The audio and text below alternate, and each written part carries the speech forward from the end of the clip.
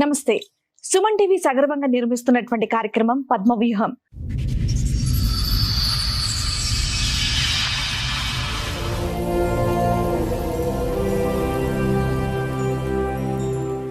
మరి ఈ కార్యక్రమాన్ని సమర్పిస్తున్నారు 6JVR జమలాపురం వారి రత్నాంజలి. మీ అదృష్టాన్ని మార్చుకోవడం ఇప్పుడు కల కాదు, 6JVR తో సాధ్యం. ఏంటమ్మా సమస్య? Love marriage madam. మీకు లవ్ మ్యారేజ్ ఎన్నేళ్ల క్రితం? 15 ఏళ్ళు అవుతుంది మేడం. అయినాక బాబు 3 సంవత్సరాల తర్వాత బాబు పుట్టిండు. 3 సంవత్సరాల తర్వాత బాబు పుడితే డెలివరీ అయింది. ఆ బాబు మగపిల్లాడు పుట్టిందని హాస్పిటల్ని గొడవలు స్టార్ట్ చేసిండు.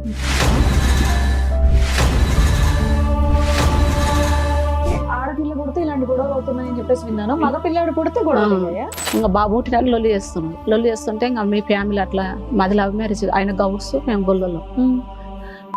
ఫ్యామిలీ గలీజ్ గలీజ్ మా మాటలు.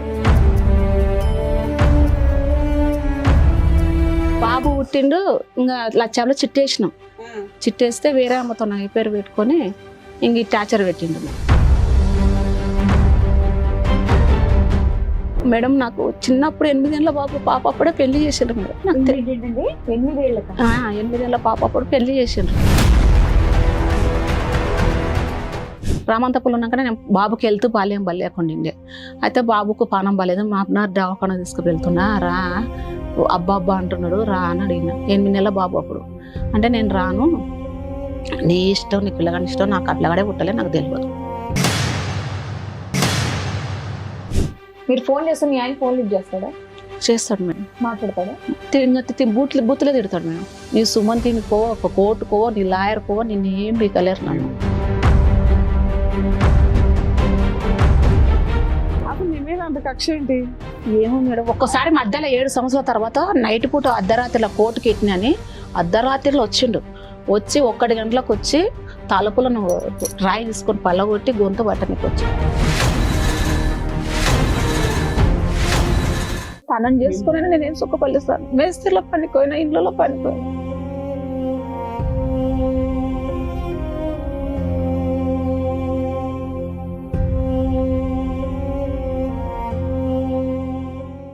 సార్, మేడం, స్వప్న గారు ఆవిడ సమస్య చెప్పుకోవడానికి ఇక్కడి వరకు వచ్చారు. ఆవిడ సమస్య ఏంటో అడిగి తెలుసుకుందాం. నమస్తే అండి. నమస్తే మేడం. ఎక్కడి నుంచి వస్తున్నారు? నాది మహబూబ్నగర్ డిస్టిక్, వనపర్తి మండలం. చెప్పండమ్మా, మీరు ఒక్కరే వచ్చారా? ఒకరే వచ్చిన మేడం. బాబు నేను వచ్చిన. బాబు మీరు వచ్చారు. ఏంటమ్మా సమస్య?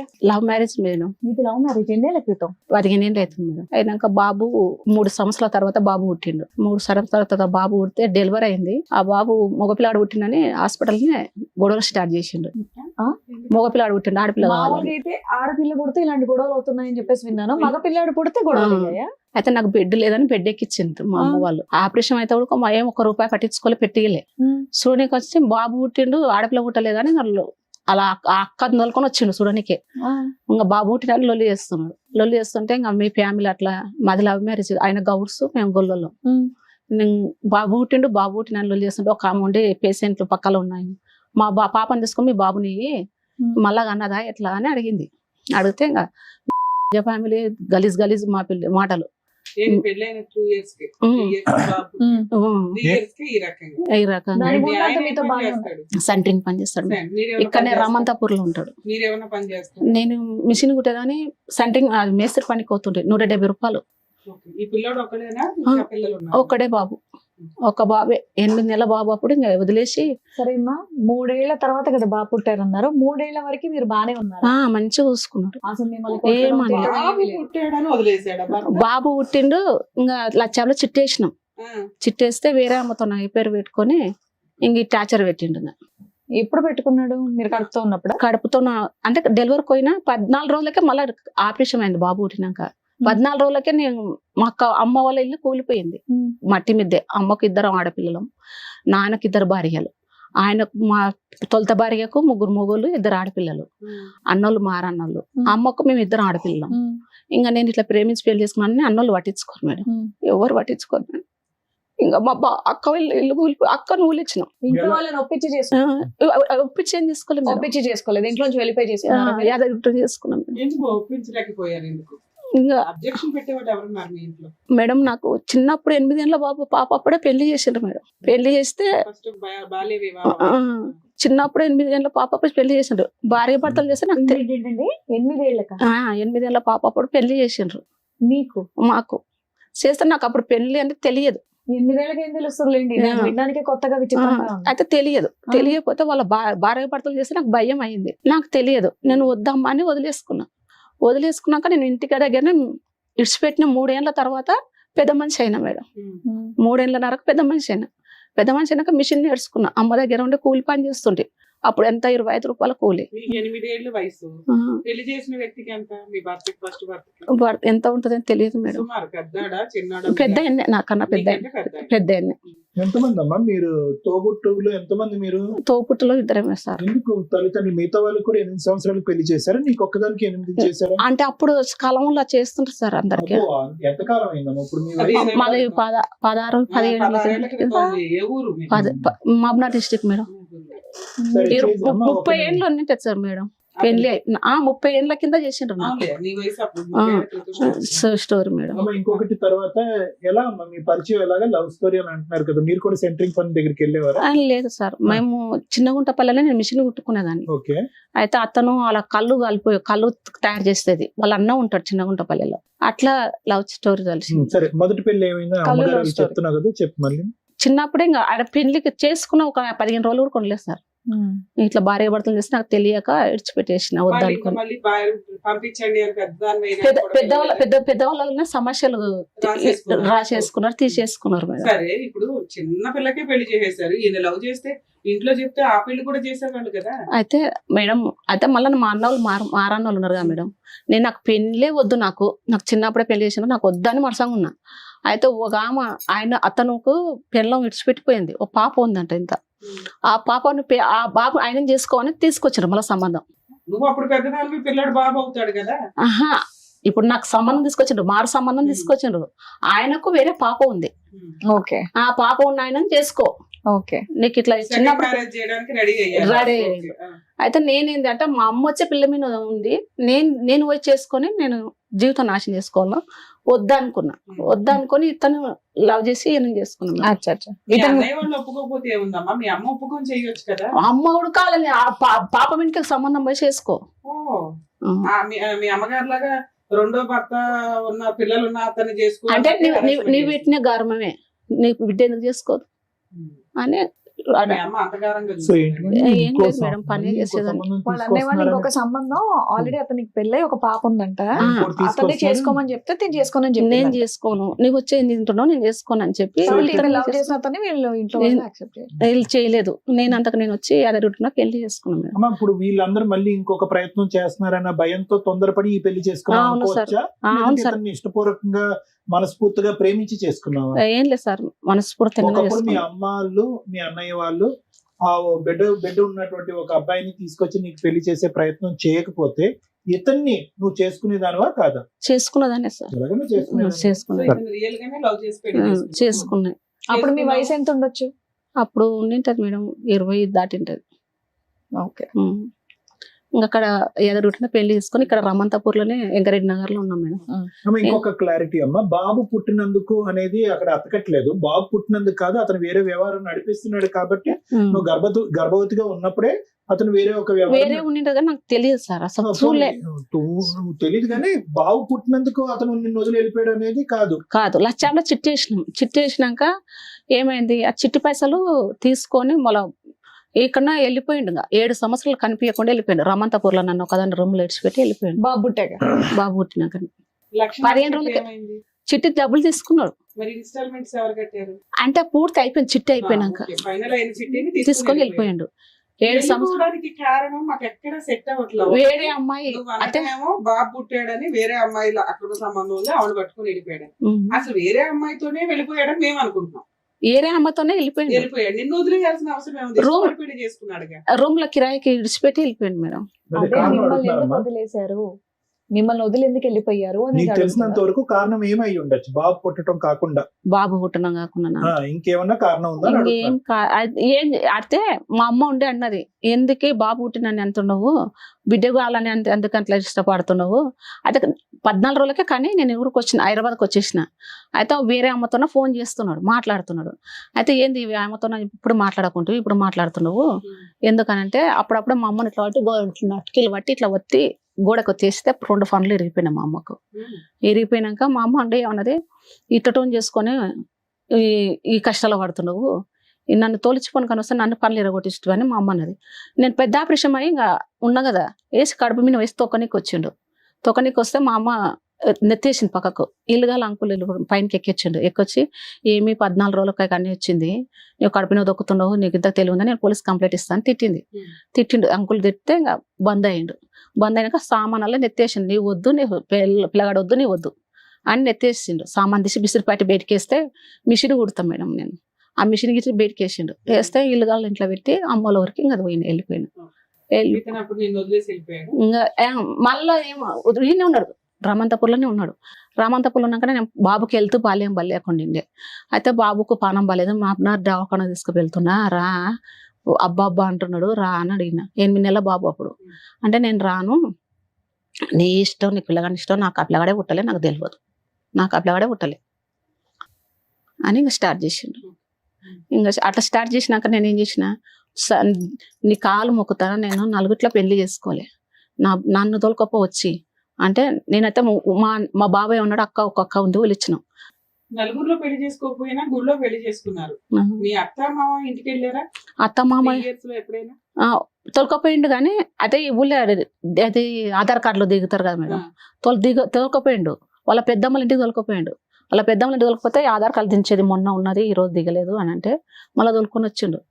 అత్త మామల ఇంటికి తోలుకపోయిండు కానీ వాళ్ళు లేరు. బావుల కాడికి బాచిలక కాడికి వెళ్ళిపోయిండ్రు. ఆధార్ కార్డు అయినా ఉందా మీ ఆయన పేరు మీద? నీకు బాబుది ఉంది కానీ నాకు లేదు మేడం. లేదు. బియ్యం కార్డులో ఉండడు మేడం. బర్త్ సర్టిఫికేట్ లో మీ ఆయన పేరు ఉందా? పిల్లోడికి తండ్రి ఆయన ఉంది.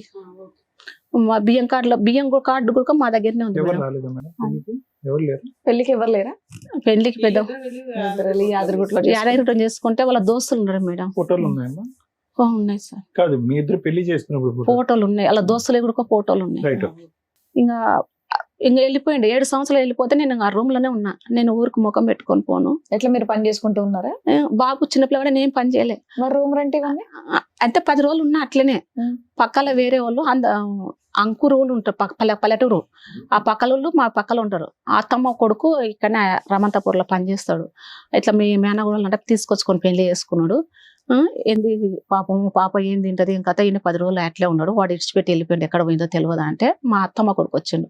అమ్మ అట్లా ఉంటే ఎట్లా నువ్వు రూమ్ కిరా ఎట్లా కట్టుకుంటావు, ఎట్లా తింటావు, వద్దు పామ నేను అమ్మతో పోలిస్తా అంటే పోను మామ, నేను మొక్కం పెట్టుకొని ఎట్లా పోదును, నేను పోను మామ అంటే మా మామనే బలవంతంగా మా అమ్మని ఫోన్ చేసి పిలువనంపి సామాన్ వేసుకుపోయి ఊరి దగ్గర పెట్టింది. నేను ఇంకా ఆయన కూలి పని చేసుకొని మిషన్ కుట్టుకొని కూలి పని చేసుకుంటూ ఉన్నా. ఆ బాబుకి ఫుల్ ఫీవర్. సంవత్సరానికి పెద్ద మనుషులు పంచాయతీ పెట్టుకొని మీ ఆయన వాళ్ళ ఇంటికి వెళ్ళడము, మీ అత్తమ్మ వాళ్ళ ఇంటికి వెళ్ళడము చేయలేదా మీరు? అయితే మేడం ఇక్కడ ఉప్పల కేసు పెట్టినాక వచ్చిండు. వచ్చి నేను మంచి పెట్టుకుంటా, మంచి చేస్తాడు. మళ్ళీ ఒక 6 నెలలు మంచి 3 నెలలు మంచి పెట్టుకున్నాడు. 3 నెలలు మంచి పెట్టుకున్నాక మళ్ళీ దెబ్బేసిండు. ఆ 7 సంవత్సరాల తర్వాత పోయి వచ్చినాక 7 సంవత్సరాల తర్వాత పోయి వచ్చినాక మళ్ళీ మంచి పెట్టుకుంటాను తోలుకపోయాడు. పెద్ద మనుషులు పోలీస్ స్టేషన్ లో కంప్లైంట్ ఇవ్వడానికి తర్వాత ఇచ్చిన మేడం. అదే 7 సంవత్సరాల తర్వాత ఇచ్చావా? ఫస్ట్ ఇచ్చినాం కానీ దొరకలేదు మేడం, ఎక్కడ పోయిండో ఎందుకు. అంతముందుకి ఎన్నిక లేడు, కనిపించలే, ఎక్కడ పోయిండో తెలియదు. కనిపించడం నీకెందుకు? నువ్వు కనిపించలేదనే కంప్లైంట్ ఇవ్వాలి కదా, వదిలేసి వెళ్ళిపోయాడండి అని.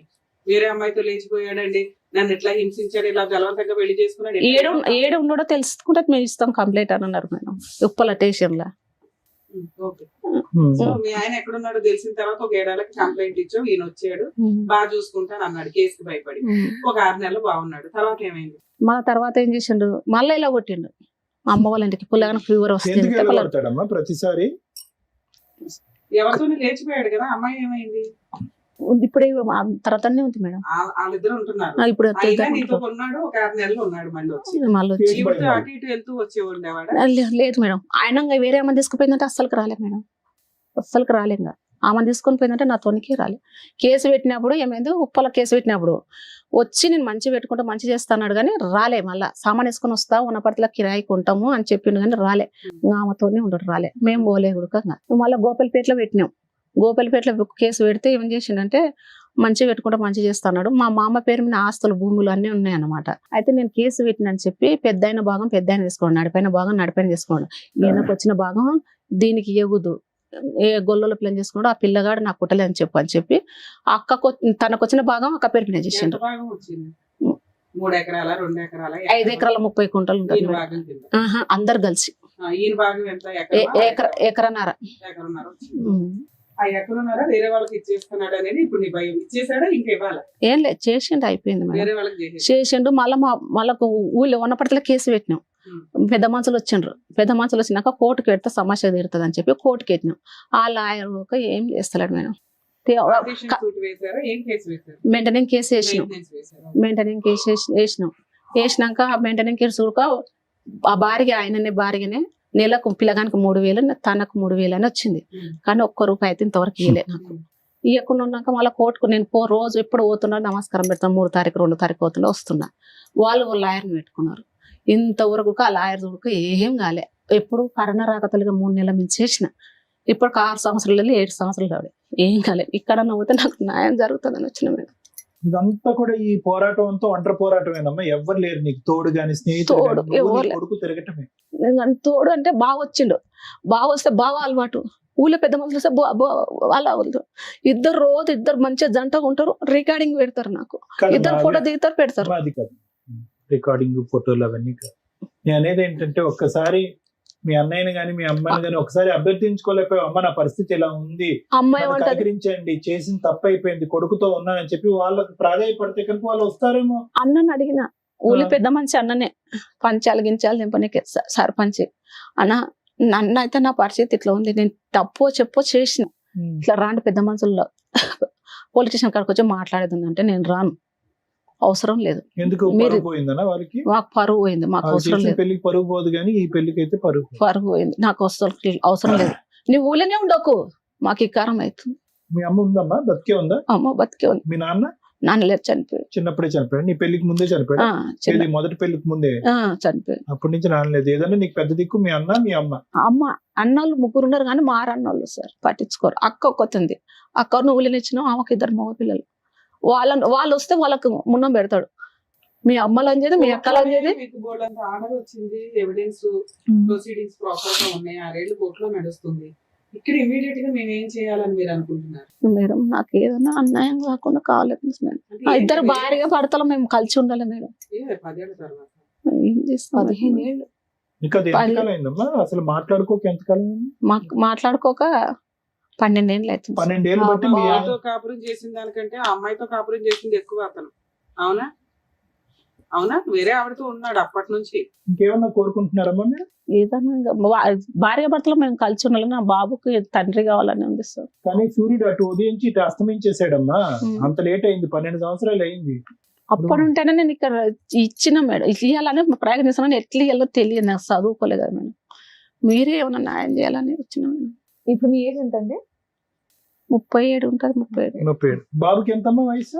ఇప్పుడు 12 నడుస్తుంది సార్. చదువుకుంటున్నాడా బాబు? చదువుతున్నాడు సార్.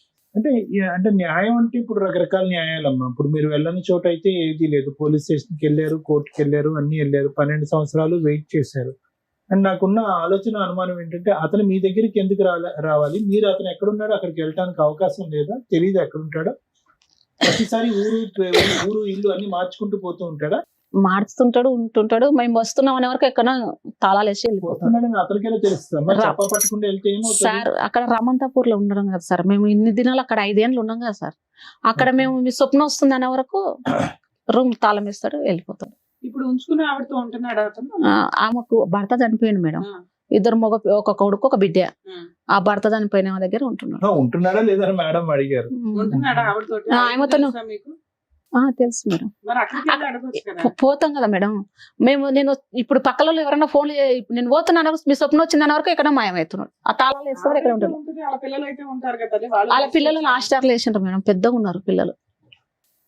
పాప పెద్ద మనిషి అయింది, బాబు పెద్ద. మా అమ్మ ఉన్నాడు కానీ అత్త లేదు. అడిగిన మేడం, నువ్వు మా తమ్మునే చేసుకోలేదు, నీవెవరో మాకు తెలియదు. ఓహో, మీరు ఫోన్ చేస్తే మీ ఆయన ఫోన్ లిఫ్ట్ చేస్తాడా? చేస్తాడు మేడం. మాట్లాడతాడా? బూత్లే తిడతాడు మేడం. నీ సుమంతినికో, ఒక కోర్టుకో, నీ లాయర్కో నిన్ను ఏం బీకలేరు నన్ను. ఇవే రికార్డింగ్లు పెడతాడు మేడం. ఇప్పుడు ఏంటి, మీకు ప్రాపర్టీ కావాలా లేదంటే ఏమో దగ్గర ఉంటాడు.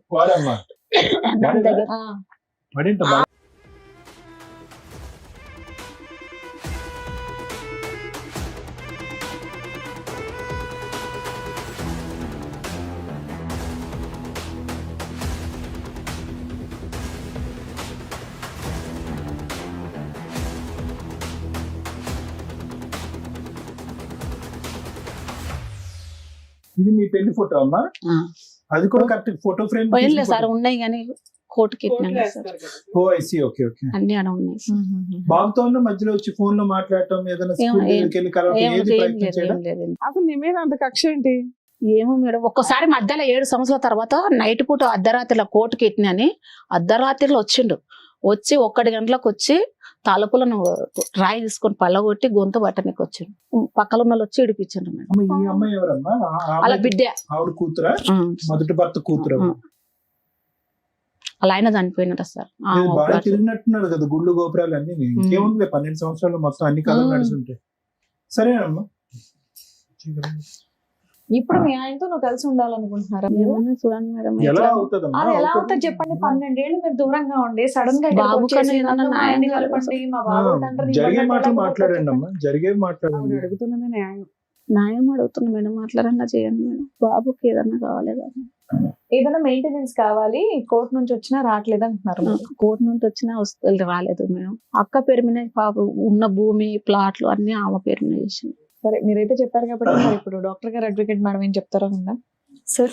మేడం, స్వప్న పరిస్థితి బహుశా ఏంటంటే ఇతను ఎంటర్ అయ్యి ఇతను ప్రేమించిన తర్వాత మొదలైనటువంటి గాథ కాదమ్మా. ఇది ఎప్పుడైతే 8 సంవత్సరాలు అప్పుడు మీ తల్లిదండ్రులు పెళ్లి చేశారో, అంటే దగ్గర దగ్గర ఈ రోజు గట్టిగా కూర్చుంటే 30 సంవత్సరాల క్రితం అనుభవం అనమాట నీకు. అప్పుడు ఎప్పుడైతే ఒక 8 సంవత్సరాలు అమ్మాయి పోనీ ఇది 1940 50 60 70 అనుకుంటే ఏదైనా అనుకోవచ్చు. ఇది గట్టిగా మాట్లాడుకుంటే కనుక 1900 ఎండింగ్ లో మీరు నీకు ఆల్రెడీ 8 years అప్పుడు చైల్డ్ మ్యారేజ్ చేశారు అంటే అక్కడి నుంచే మొదలైంది. అక్కడి నుంచే నువ్వు భయభ్రాంతులకు గురయ్యావు. ఇదేంటో బాబు, ఈ పెళ్లి అంటే ఏంటో మీనింగ్ తెలియని దానికి నీకు పెళ్లి చేశారు. ఎందుకు చేశారు అనేది, ఏ పరిస్థితిలో చేశారు అన్నది అర్థం కావట్లేదు. ఓకే, ఏదో వదిలించుకోవాలి ఆడపిల్లకి చేశారు. నువ్వు ఎప్పుడైతే పెద్ద మనిషి అయ్యావో నువ్వు ఎక్కడ పడ్డావు అనేటువంటిది నీకు అర్థమైంది. ఏంటి ఇది కరెక్ట్ గా లేదు అనేది నీకు అర్థమైంది. దాని పైపు వచ్చి నా తీసుకొచ్చి జీవితమే మొత్తం చిన్నప్పటి నుండి కష్టాలు. అదేనమ్మా, అదే ఇప్పుడు ఇతను వచ్చిన తర్వాత నరకం మొదలు పెట్టడం కాదు. మీ కన్న వాళ్ళే నీకు ఏదైతే చూపెట్టకూడదు తనం చేసుకుని నేనేం సుఖపల్లిస్తాను. మేస్త్రిలో పనిపోయినా, ఇంట్లో పనిపోయినా. నేను అనేది ఏంటంటేనమ్మా, అక్కడి నుంచి మొదలైనటువంటి ప్రయాణం ఇతను కొనసాగింది. ఇప్పుడు అతనికి ఉన్నటువంటి బలము, నీకున్న బలహీనత ఏంటంటే, ఏముందిలే ఈ అమ్మాయికి ఇంకొక ఏ ప్రపంచం ఉంది, ఏ సపోర్ట్ ఉంది, వెనక ఎవరు లేరు, ముందు లేరు, కొట్టినా అడిగినటువంటి వాళ్ళు ఏమీ లేరు. కొద్ది గొప్ప ఏదో కేసు పెడితే వస్తున్నాడు, తూతు మంత్రంగా 2 రోజులు ఉంటున్నాడు, మళ్ళీ ఆవిడ దగ్గరికి వెళ్ళిపోతున్నాడు. నువ్వు చూపెట్టేటటువంటి ఫోటోలు బట్టి ఇదంతా చూస్తే కనుక 12 సంవత్సరాల పాటు ఆవిడతో చాలా అన్యోన్యంగా ఉన్నట్టే అనిపిస్తుంది. మరి ఎందుకు ప్రేమించినటువంటి నిన్ను ఎందుకు కాదనుకున్నాడు? పోనీ అంటే నేను మాట్లాడచ్చో మాట్లాడకూడదు, ఇది నాకు తెలియదు. కానీ నీకు మించినటువంటి ఏ విధంగా చూసినా నీకు మించినటువంటి గొప్ప గుణాలు, క్వాలిటీస్ ఆవిడలో నాకేమీ కనిపించట్లేదు. చూస్తే కొంతవరకు మైండ్ రీడింగ్ అనేది చేయగలము, వ్యక్తిత్వపరంగా ఎలా ఉన్నారో చెప్పగలము. ప్లస్ ఒక అమ్మాయి ఒక అబ్బాయి ఆవిడ. ఇతను కన్నటువంటి బిడ్డని ఇతను ప్రేమించి పెళ్లి చేసుకున్నటువంటి ఒక అమ్మాయిని వదిలేసి ఆ దిక్కుని ఎందుకు పోయాడు అనేటటువంటిది ఈ రోజు తెలియనటువంటి ఒక క్వశ్చన్ మార్క్ ఈ వేదిక మీద ఉంది. అంటే ఎక్కడికి వచ్చింది అతనికి ఇంత దమ్ము ధైర్యం? ఒకటి మనకి తెలియనటువంటి అంశం, ఏ కారణం చేత నిన్ను వదిలేశాడు అనేది ఇంకా తెలియట్లేదమ్మా, ఇంకా క్లారిటీ లేదు. నువ్వు చెప్పిన దాన్ని బట్టి, నువ్వు చెప్పినటువంటి దాంట్లోనే 3 వర్జన్స్ ఉన్నాయి. ఒకటి ఒక అమ్మాయి తగులుకుంది అనేది ఒకటి చెప్పారు. రెండోది ఏంటంటే ఎవరు నమ్మశక్యంగా అనిపించినటువంటిది అబ్బాయి పుట్టాడు కాబట్టి వెళ్ళిపోయాడు అని అన్నాను. సో మనకు అటు సైడ్ తెలీదు. ఎటొచ్చి ఏంటంటే ఫైనల్ గా ఇప్పుడు ఏం జరిగింది అంటే కనుక అతను బలం ఏంటి, నీ బలహీనత ఏంటంటే కనుక నీ బలహీనత ఒక్కటేనమ్మా.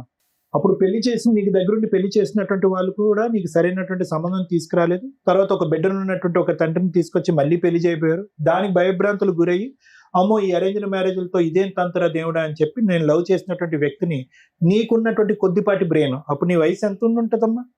ఇప్పుడు నీకు 37 అంటే కనుక 16 సంవత్సరాల క్రితం, అప్పుడు కూడా పెద్ద వయసు ఏమీ కాదు. భయభ్రాంతులు గురయ్యి, అమ్మో వద్దులే ఇతను ఏదో ఐ లవ్ యూ అంటున్నాడు కాబట్టి ఇతనితో పాటు నా ప్రయాణం కొనసాగిపోతుంది అని చెప్పి సెకండ్ అసెస్మెంట్ తీసుకోకుండా, అసలు ఈ వ్యక్తి ఎవరు, ఎలాంటి వాడు అనేటటువంటి తెలుసుకోకుండా ఒక ప్రయాణం అయితే మొదలుపెట్టాం. ఆ ప్రయాణం ఎంత భయంకరమైనటువంటి ప్రయాణం అంటే కనుక, నీకున్నటువంటి కొద్దిగా సన్నపాటి తాడు లాంటి ఉండేటటువంటి ఒక సపోర్టు మీ అమ్మ మీ అన్నయ్య. ఓకే, వాళ్ళు ముందుకొచ్చి చేసినటువంటి పెళ్లి తప్పైనా కూడా వాళ్ళు కూడా వద్దు అనుకుని ఒక పరాయి వ్యక్తిని నమ్ముకుని ముందుకెళ్ళిపోయాను. అక్కడితో వాళ్ళతో తెగదింపులు అయిపోయింది. సో ఈరోజు గట్టిగా మాట్లాడుకుంటే ఏం చేస్తావు? నీ పోరాటం ఏదైతే ఉందో, ఏదో అక్కడ ఒక పోలీస్ కంప్లైంట్, ఇక్కడ ఏదో ఒక లాయర్ కంప్లైంట్, ఇవి చేసేవే కానీ దీంట్లో క్రమ పద్ధతి అనేది లేదు. ఒక పద్ధతి ప్రకారం వెళ్ళి కంటిన్యూస్ గా కన్సిస్టెంట్ గా ప్రతిరోజు, ప్రతి నెల, ప్రతి సంవత్సరం చేసినటువంటి పోరాటం ఇక్కడ కనిపించట్లేదు. నీ బలహీనత వాళ్ళ బలం ఏంటి?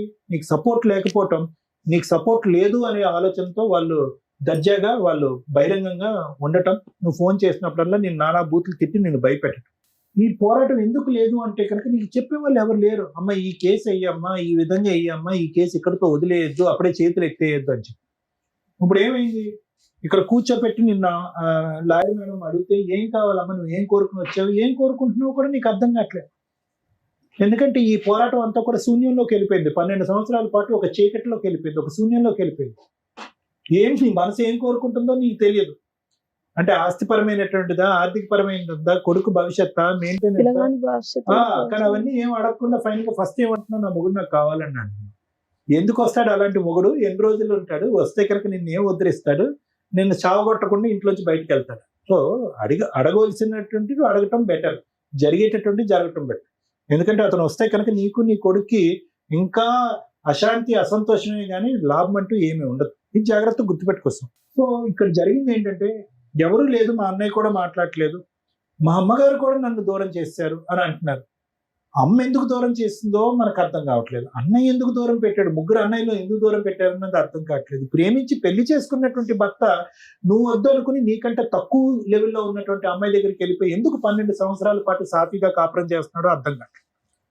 సో ఇక్కడ ఏదో ఒక తెలియనటువంటి అంశం ఉంది. ఆ తెలియనటువంటి అంశం ఎవరు క్లారిటీ ఇస్తారనేది మనకైతే తెలియదు. కానీ నువ్వు చెప్పేటటువంటి దాంట్లో వాస్తవం ఉందని మేము నమ్ముతున్నాం, నువ్వు చూపెట్టినటువంటి ఆధారాలు మేము నమ్ముతున్నాం. కాబట్టి ఇక్కడ నీకు, నీ కొడుక్కి న్యాయం జరగాలి అంటే కనుక సరైనటువంటి మార్గంలో వెళ్ళి పోరాటం చేయవలసినటువంటి అవసరం ఉందమ్మా. అది ముఖ్యమైనటువంటి అంశం. ఈ వేదిక వచ్చి ఏం పోరాటం చేయదు. ఇక్కడ ఏంటంటే ఓన్లీ గైడెన్స్ ఇస్తాం. అమ్మ ఇలా చెయ్యమ్మా, ఇక్కడ వదిలేయద్దమ్మా, ఇలా ఫైట్ చేయమని. ఒకటి అతను నాకు కావాలి అనేటటువంటి వాదన వద్దు, వేస్ట్. ఇక్కడ వద్దు, ఎక్కడ వద్దు. ఒకటే ఏంటంటే తండ్రి ఉన్న తండ్రి లేనటువంటి పెరుగుతున్నటువంటి మీ అబ్బాయి ఉన్నాడు చూడు, వాడి ఇక్కడ లేకపోయినా కూడా వాడి గురించి ఆలోచిస్తుంటే చాలా బాధగా ఉంది. నేను చెప్పేది ఏంటంటే వాడి హక్కుల గురించి పోరాడు, వాడి హక్కుల గురించి పోరాడు. నీకు కావలసినటువంటి ఆర్థిక పరమైనటువంటి, న్యాయపరమైనటువంటి ఏమైనా సపోర్ట్ వస్తే దాని గురించి పోరాడు. ఆ పోరాటం అనేది ఎలా జరగాలి అనేది మేడం చెప్తారు. ఎందుకంటే నీకంటూ మేము ఫోన్ చేసి చెప్పి సపోర్ట్ తీసుకునే వాళ్ళు ఎవరు లేరు. కాబట్టి ఆ విధంగా ముందుకెళ్తే కనుక కొంతవరకు నీకు న్యాయం జరుగుతుంది. Thank you sir. Madam, Suman టీవీకి మనం హ్యాట్స్ ఆఫే చెప్పాలి. ఎందుకంటే 1 స్టెప్ సెంటర్ అని అంటారు. వీళ్ళందరినీ ఇక్కడికి వస్తున్న వాళ్ళని చూస్తుంటే నాకు చాలా షాక్ అవుతుంది. గవర్నమెంట్, జ్యుడిషియరీ సిస్టము కొన్ని లక్షలు, కోట్లు ఖర్చు పెట్టి లీగల్ సెల్ అథారిటీస్, లోక్ అదాలత్లు, ఉమెన్స్ పోలీస్ స్టేషన్స్ ఇన్ని పెడుతున్నారు. అయినా కూడా వాళ్ళు అక్కడికి వెళ్ళటానికి ఒకటి బలగం సరిపోవటం లేదని, ఫ్యామిలీ మెంబర్స్ లేరని, సంవత్సరాల తరబడి కోర్టుల్లో పడుతుందని, ఇమ్మీడియట్ న్యాయం జరగదని సగం మంది వెళ్ళలేకపోతున్నారు. వెళ్ళగలిగే వాళ్ళు త్రూ అడ్వకేట్ ద్వారా వెళ్లాల్సిన పరిస్థితి వస్తుంది. ఫైనాన్షియల్గా అడ్వకేట్లను పెట్టుకోలేని పరిస్థితులు. ఫ్రీ సర్వీసులు ఉన్నాయి అని మనం గొంతు చెప్పుకోవడమే తప్ప జ్యుడిషియరీ నుంచి అంత ప్రాపర్ ఇది లేదు. ఒకవేళ అది చెప్తున్నా వీళ్ళకి అది తెలియటల్లా. ఆ లాంగ్వేజ్, ఆ ఇది కూడా అలా ఉండడం వల్ల ఓహో ఇది లోక్ అదాలత, ఈ కోర్టులో మేము ఎక్కడికి వెళ్ళాలా అనేది వాళ్ళకి ప్రాపర్ అడ్వర్టైజ్మెంట్ నడవట్లా. ఈ ఛానల్స్ వల్ల ఎలా ఉంది అంటే వీళ్ళకి ఇమ్మీడియట్ గా ఓ పలానా చోట రమ్య గారు ఉన్నారు, సార్ ఉన్నారు, మేడం ఉన్నారు, అక్కడికి వెళ్తే అవతలను పిలిపిస్తారు, ఎవిడెన్స్ గ్యాదర్ చేసేస్తారు, వాళ్ళని పిలిపించి ఇక్కడ కూర్చోబెట్టి ఇమ్మీడియట్ గా సెటిల్ చేస్తారు, ప్రాబ్లమ్ సాల్వ్ చేస్తారు అనేది. నిజంగా అలా నమ్ముతున్న వాళ్ళందరికీ థ్యాంక్స్ అండి. మా వంతు ప్రయత్నం మేము 100% చేస్తున్నాం. కానీ అన్ని సందర్భాల్లోనూ అన్ని ఇలా మా చేతుల్లో అయిపోవు. కోర్టులోనే 5-6 years పడుతున్న కేసులు, ఇన్ కేసు ఈవిడ మమ్మల్ని నమ్ముకొని వచ్చింది. వాళ్ళ హస్బెండ్కి ఫోన్ చేస్తే ఆయన రాలా. ఇన్ కేసు ఆయన వస్తే మేము ఆయనకి కౌన్సిలింగ్ ఇవ్వడం, కోర్టులో ఇంకొంతకాలం తిరగకుండా ఆపగలిగేవాళ్ళం. తల్లి మీరు అడిగింది ఏదైతే ఉందో అది 100% మేము ఈ స్టేజ్ మీద చేయగలిగేవాళ్ళం. కానీ మీ హస్బెండ్ ఫోన్ తీసుకొని రెస్పాండ్ అవ్వాల. మేము కోర్టులోనే చూసుకుంటామని మాట్లాడిన వ్యక్తి ఎందుకు కోర్టులోనే చూసుకుంటాను అన్నాడంటే, కోర్టులో 6 years నుంచి కేసు పెండింగ్ ఉంది. ఒక మెయింటెనెన్స్ కేసు మీరు ఏదైతే వేశారో, మీరు నన్ను 2 అడిగారు. మేడం నాకు భర్త, పిల్లాడికి తండ్రి కావాలి, 2 న్యాయం కావాలి అని. న్యాయం ఏంటనేది తర్వాత మాట్లాడతా. ఫస్ట్ మాట ఏంటి? భర్త కావాలి. ఈ కేసులో భర్తని ఇవ్వడం కుదురుతుందా? మీకే తెలుసు, మీ మనస్సాక్షికి. ఏదో పరువు పోకూడదు, అడగకపోతే బాగుండదని అడిగినట్టే ఉంది తప్ప రియల్గా అది కరెక్ట్ కాదు. ఎందుకంటే 3 years మ్యారిటల్ రిలేషన్లో 12 years వేరే ఆవిడ దగ్గర ఉన్నాడు. ఎవరికో పుట్టిన పిల్లల్ని బాగా చూసుకుంటున్నాడు. సొంత కొడుకుని చూడట్లా. అంటే మీ మధ్య ఇన్నర్ గా ఏది ఉందో ఆ పాయింట్ మాకు క్యాచ్ అవ్వాలి.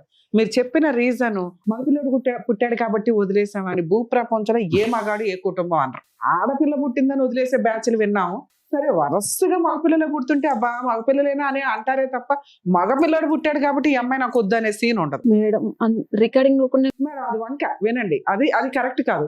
మిమ్మల్ని వదిలేయడానికి ఇంకేవో రీజన్స్ ఉన్నాయి, అది మీ ఆయనతో మాట్లాడితే తెలుస్తుంది.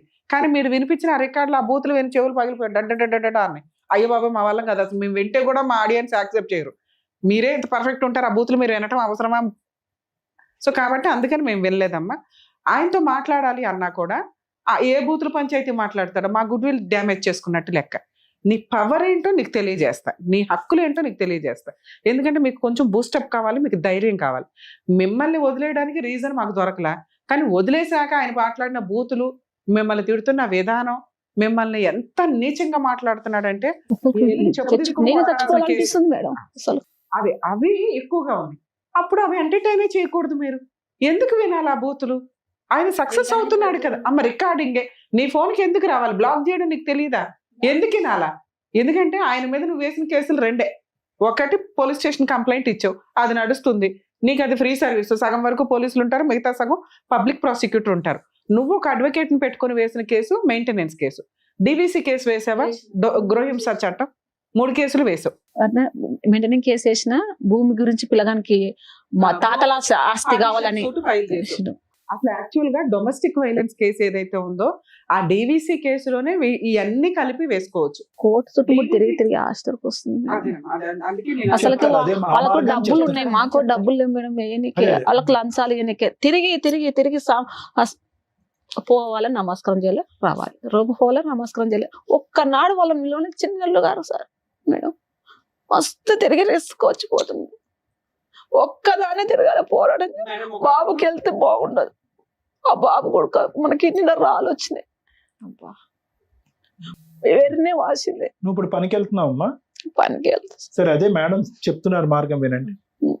మేడం ఒకప్పుడు గ్రామ పెద్దలు ఉండేవాళ్ళు ఆ ఏరియాకి ప్రాబ్లమ్స్ సాల్వ్ చేయడానికి, ఆ రచ్చబండ్లను ఏమను వాళ్ళు మ్యానిపులేషన్స్ ఎక్కువ అవడం వల్ల తర్వాత కోర్టుల దాకా రావడం అనేది కామన్. కోర్టులో ఈ రోజున మీ ఒక్కళ్ళ కేసే కాదమ్మా, ఏ కేసు ఫైల్ చేసినా కూడా minimum 3 to 5 years family matters నడుస్తాయని గుర్తు పెట్టుకోండి దయచేసి. ఎందుకంటే కేసు వేసింది మీరు, మీకే ఓపిక లేకపోతే అవతలోడు వేయించుకున్న వాడికి టెన్షన్ ఉంటుంది కదా తల్లి. మీరేమనుకుంటారంటే అతను కోర్టుకు రావట్లేదు, నేనే తిరుగుతున్నాను, నేనే ఇది చేస్తున్నానని. నెలకి 6,000 మీకు ఎప్పటి నుంచి ఆర్డర్ చేశారో తెలుసా? కేసు వేసిన దగ్గర నుంచి. ఒకప్పుడు మెయింటెనెన్స్లు అంటే ఒక 10 ఏళ్ళు నడిపించేసి 10 ఏళ్ల తర్వాత నుంచి ఆర్డర్ అయితే 10 ఏళ్ల ఫైటింగ్ వేస్ట్ కదా. సుప్రీంకోర్టు జడ్జిమెంట్స్ చాలా వచ్చినాయి. Maintenance from the filing of the petition and directions ఉంటాయి. అంటే మీరు 2019లో ఎంసీ కేసు వేశారు మెయింటెనెన్స్, మీకు అప్పటి నుంచి 6,000 చొప్పున క్యాలిక్యులేషన్. మీకు అర్థమవుతుందా? అది క్యాలిక్యులేట్ చేసి ఎరియర్స్ పిటిషన్ అంటారు. అంటే ఈ మెయిన్ కేసు తేలేలోపు ఈ డబ్బులు ఆర్డర్ చేశారు కదా సార్, అది ఇప్పించండి అని అంత ఇప్పటిదాకా ఎంత అమౌంట్ అయ్యింది? దగ్గర 6 ఏళ్ళు 6,000 చెప్పున అంటే 60,000, 70,000, 70,000 ఇంటూ 6 years దగ్గర అదే 3 to 5 lakhs ఉంది. ఆ 5 lakhs ఇప్పించండి ఫస్ట్, మేము బతకడానికి కావాలి అని ఎరియర్స్ పిటిషన్ అంటారమ్మా. అది మీ లాయర్తో వేయించుకోండి. మీరు కోర్టుల్లో న్యాయం జరగదు అని అంటే మీ హస్బెండ్ ఆల్రెడీ తెగిచ్చేశాడు. లా అండ్ ఆర్డర్ కోర్టు తప్ప మీ ఆయనకు బుద్ధి చెప్పేవాళ్ళు ప్రెసెంట్ ఎక్కడా లేరు. ఇక్కడికి వచ్చి ప్రాబ్లమ్ సాల్వ్ చేసుకోవాలనుకున్న వ్యక్తి అయితే మేము కౌన్సిలింగ్ ఇచ్చి ఇలా కాదు ఇలా అమ్మాయికి 10 లక్షలు ఇచ్చి ఆ ప్రాపర్టీ ఏదో ఇచ్చి సెటిల్ చేయి అనేవాళ్ళం. ఆల్రెడీ 6 ఏళ్ల నుంచి కోర్టులో తిరుగుతున్న వ్యక్తి ఈ స్టేజ్ మీద ఇంత ఈజీగా చేసుకోడు. ఎందుకంటే నీ వెనకాల బలగం లేదు, నీకు ఓపిక లేదు, ఫైట్ చేసే విధానం ప్రాపర్గా లేదు. ఆయన డబ్బులు ఇచ్చి పెద్ద అడ్వకేట్లను పెట్టుకోవడం కాదు, నువ్వు ఉన్న అడ్వకేట్ తోటి కొంచెం జాగ్రత్తగా చేసుకోవడం. నీకు మెయింటెనెన్స్ వచ్చినాక అడ్వకేట్ ఫీజు ఇస్తావు. నిజాయితీగా చేసే అడ్వకేట్లు ఉంటారు తల్లి. ఒకవేళ కుదరకపోతే జూనియర్స్ని పెట్టుకోండి, వాళ్ళకి వర్క్ వస్తుంది. వాళ్ళకి మీరు ఇచ్చే రూపాయే వాళ్ళకి ఆ రోజుకి సరిపోయే వ్యవహారం. కొంచెం అలా మీ అడ్వకేట్తో ఒకసారి చూడండి, మాట్లాడించండి. ఎరియర్స్ పిటిషన్ అని క్యాలిక్యులేషన్ చేసి మాకు ఇంత బాకీ ఉందో అది ఇప్పించండి అని అడగండి. 2, డొమెస్టిక్ వైలెన్స్ కేసు వేయకపోతే ఈ మెయింటెనెన్స్ అక్కడ అటాచ్మెంట్ చేసి ప్రాపర్టీ ఉంది చూసారా, అప్పటి వరకు దీన్ని ఎవరికి సేల్ చేయకుండా, అంటే వాళ్ళ అక్క పేరు మీదకి మారిపోయినా ఆ ఆస్తి ఇతందే. ఈ ప్రాపర్టీ మెయింటెనెన్స్ కోసం అటాచ్మెంట్ చేయొచ్చు. మీకు అర్థమవుతుందని చెప్పింది. మీ అబ్బాయి కోసం కాదు నేను అంటున్నది, ప్రాపర్టీ మెయింటెనెన్స్ కోసం అటాచ్మెంట్ చేయొచ్చు. నెక్స్ట్ అది వారసత్వ ఆస్తి, అంటే మీ అత్తగారిదో మామగారిదో అయ్యి మామగారి స్వార్జితం అయితే ఆయన బతుకుంటే మీ అబ్బాయి అడగడానికి కుదరదు. ఆయన ఇష్టం, ఆయన ఎవరికి పంచుకుంటాడు, కొడుకులకు పంచుకున్నాడు, కొడుకు ఇంకొకరికి ఇచ్చేశాడు. అర్థమవుతుంది? అసలు కొడుకు పేరు మీదకి రాలా, మీ ఆయన పేరు మీదకి రాలా ఆస్తి. అదే వాళ్ళ నాన్న దగ్గర నుంచి ఉంటే, అంటే మీ అబ్బాయి వాళ్ళ తాత వాళ్ళ నాన్నదైతే మీ అబ్బాయికి పార్టీషన్ సూట్లో వస్తుంది. అదంతా లిటిగేషన్ ఎందుకు? నేను ఇంకా ఈజీ ప్రాసెస్ ఏం చెప్తున్నా, మెయింటెనెన్స్ కడతాడా, జైలుకి వెళ్తాడా? మీ ఆయన జైలుకి వెళ్ళే టైం ఇది. నువ్వు జైలుకి పంపించడం పోయి టెన్షన్ పడుతున్నావు. సముద్రం అంతా ఇది లాస్ట్ మినిట్లో టెన్షన్ పడిపోతున్నావు. హ్యాపీగా నువ్వు ఒడ్డుకొచ్చి కూర్చొని కాళ్ళ మీద కాలు వేసుకుని ఒక సింహాసనం కొనుక్కునే టైం ఇది. మెయింటెనెన్స్ ఆర్డర్ అయిపోయింది. దాన్ని వసూలు చేసుకుంటావా, జైలుకి పంపిస్తావా? నువ్వు ఎప్పుడైతే ఎరియర్స్ పిటిషన్ వేస్తావో బాకీ వసూలు చేయడానికి, ఆటోమేటిక్గా మీ హస్బెండ్ సెటిల్మెంట్కి వస్తాడు. వచ్చినంత తీసుకొని సెటిల్ చేసుకోండి. ఎందుకంటే 12 ఏళ్ల సపరేషన్లో నాకు అది కావాలి, షేర్ కావాలి, ఎంత కావాలంటే వర్కౌట్ అవ్వదు. నువ్వు ఇంకో 10 ఏళ్ళు నడిచినా వాడు బుల్లెట్కి కూడా దొరకడు. జైలుకి వెళ్ళి కూర్చుంటానంటే మనకి ఎక్కడి నుంచి వస్తాయి డబ్బులు? రీజనబుల్ సెటిల్మెంట్కి కూర్చోండి, 100% ఇది వర్కౌట్ అవుతుంది. నీకు మెయింటెనెన్స్ ఆర్డర్ అయింది, ఆ డబ్బులు తేలే వరకు ప్రాపర్టీ అటాచ్మెంట్ పెట్టండి. మీ ఆడబడుచు వాళ్ళు ఎవరైతే ఉన్నారో ఆ ప్రాపర్టీ ఎవరికి అమ్మడం కుదరదు, అది వెనక్కి వసూలు చేస్తారు కోర్టు వాళ్ళు. మీకు కొంచెం ఈ పోరాటాల తల్లి టైం పడుతుంది. ఒకవేళ మీరు కేసు వేయకుండా ఉండి మీ హస్బెండ్కి ఇంకా మీరు పోలీస్ స్టేషన్కి వెళ్తే భయపడ్డాడు చూసారా, ఆ టైం అనుకోండి మనం జుట్టు పట్టి ఈడ్చుకొచ్చని ఏదో సెటిల్మెంట్ చేసేవాళ్ళం. అతను సెటిల్ చేసుకోవాలని అనుకుంటాడు, కానీ కోర్టులో ఖర్చులు పెట్టేశాడు, కోర్టుల చుట్టూ తిరుగుతున్నాడు, నువ్వేమీ చేయలేకపోతున్నావని తెలిసిపోతుంది అతనికి. దానివల్ల అతను ఇక్కడికి రాలా. ఇక్కడికి వస్తే మేము మాట్లాడి సెటిల్ చేసేవాళ్ళం. ఇప్పుడు నీకున్న ఆప్షన్, మీరు ఆ ఇంటీరియర్ మెయింటెనెన్స్ ఏదైతే ఆర్డర్ అయిందో ఎరియర్స్ పిటిషన్ వేయండి, ప్రాపర్టీ అటాచ్మెంట్ చేయండి. ఎరియర్స్ పిటిషన్ డబ్బులు కట్టకపోతే పోలీసులు అరెస్ట్ చేయమని కోర్టు డైరెక్షన్ ఇస్తుంది. ఎప్పుడైతే మీకు ఆర్డర్ వస్తుందో, వస్తే డబ్బులు వస్తే లేదా అరెస్ట్ అవుతాడు. ఈ రెండిట్లో ఏది జరిగినా నీకు మంచి రిజల్ట్ వస్తుంది. నువ్వు న్యాయం అని అడిగావు చూసావా, మీ కేసులో ఫైనాన్షియల్ సెటిల్మెంటే న్యాయం. నువ్వు ఎప్పుడైతే అరెస్ట్ చేయిస్తావు మళ్ళీ అప్పుడు నెత్తి మీదకి ఎక్కువ కూర్చోకుండా ఆ ప్రాపర్టీ ఏ కావాలి, ఇదే కావాలని అనకండి. ఎందుకంటే అతను మిమ్మల్ని చీ అంటున్నాడు పక్కన. మనం ఎంత వసూలు చేసుకోగలమో చేసుకొని ప్రశాంతంగా ఉండడమే, ఇంతే ఈ జీవితానికి. దీనికోసం ఓసారి పెళ్లి చేసుకున్నాడు కాబట్టి వాడే జీవితం మొత్తం పోషించాలంటే ఆడు ఆల్రెడీ వేరే వాళ్ళు పోషిస్తున్నాడు, వాడు పాపని ఆడు ఎట్లాగో పోతాడు. మీరు ఈ టెన్షన్స్ తోటే జీవితాలు స్పాయిల్ చేసుకోవద్దని నా ఉద్దేశం. పెళ్లి చేసుకున్నది పిల్లలు కనింది కోట్ల చుట్టూ తిరిగి అక్కడి నుంచే వసూలు చేయాలని అనుకోవడం కాదు. అర్థమవుతుంది? వీడికి అసార్జితం ఏమీ లేదు ఇంది. ఇక్కడ ఉన్నంతలో అవి వసూలు చేసుకోవడానికి చూడండి.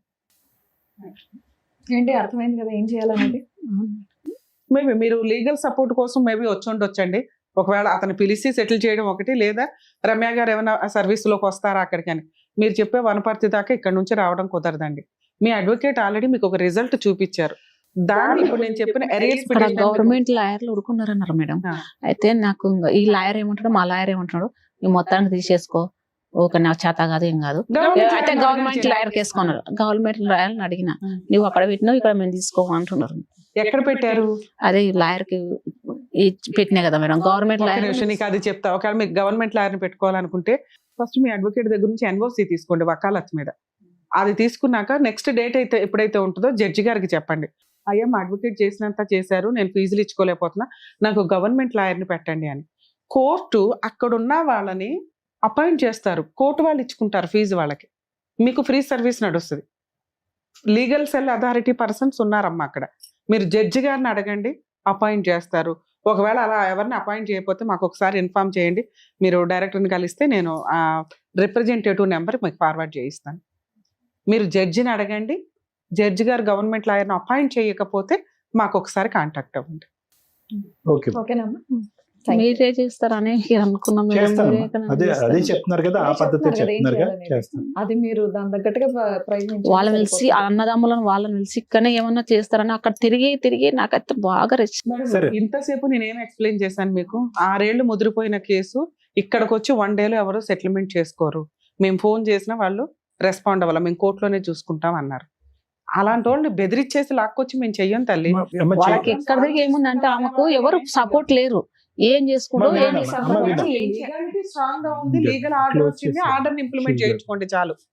దానికి సంబంధించి లాస్ట్ లో ఫ్రూట్ చేతికొచ్చే టైంకి ఈ అమ్మాయికి వాల్యూ తెలియట్లా. ఇప్పుడు ఏం చేయాలని చెప్పారో అదే చెయ్యండి, సరిపోతుంది. మీకు కావాల్సింది మీకు వర్క్ అర్థమైందమ్మా, వస్తుంది. మీకు అర్థమైందా? అర్థమైంది. గతాన్ని వదిలేసి ఇప్పుడు ఫ్రెష్ గా మేడం చెప్పినట్టుగా ఆ విధంగా చేయండి. అదే. ఓకేనమ్మా, Thank దయచేసి నమస్కారం. ఈ వేదిక నమ్ముకుని వచ్చినటువంటి స్వప్న గారికి ఏం చేయాలో చెప్పినందుకు డాక్టర్ థ్యాంక్ గారు, you. Advocate madam, thank you so much. మరో కథతో మళ్ళీ కలుద్దాం.